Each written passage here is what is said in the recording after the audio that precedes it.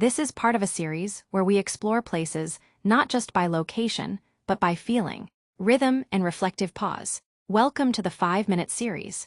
We heading towards Ottawa from Quebec. Driving in Canada was its own little adventure. Even at the speed limit, drivers would really push you to go faster and rude about it.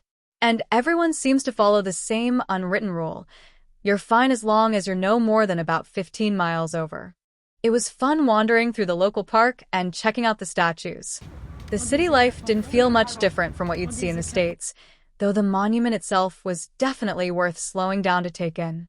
Walking through the city felt as normal as anywhere else in the world, with the same everyday rhythm and ease.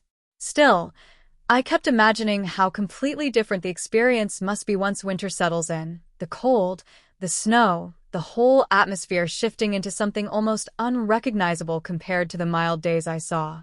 The Rideau Canal in Ottawa is a historic 200 km waterway built in 1832 that links Ottawa to Lake Ontario. Today, it's mostly used for recreation, boating in summer, and becoming one of the world's largest skating rinks in winter.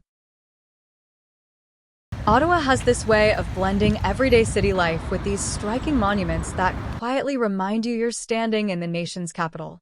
As you walk through the downtown core, the first thing that really grabs you is the National War Memorial, tall, powerful, and impossible to ignore. It isn't just a statue. It feels like a moment frozen in time, with the soldiers rising upward as if still in motion. You can't help but pause there for a second, even if the city is buzzing around you.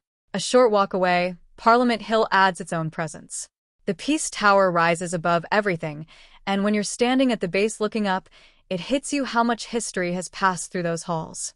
The Centennial Flame out front is small compared to the buildings behind it, but it draws people in. A simple symbol that burns year-round, even in the coldest winters.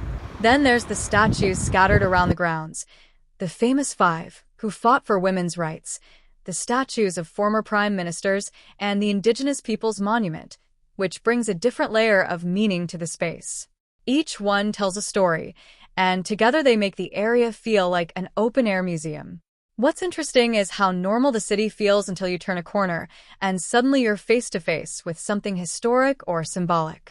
Ottawa doesn't shout about its monuments.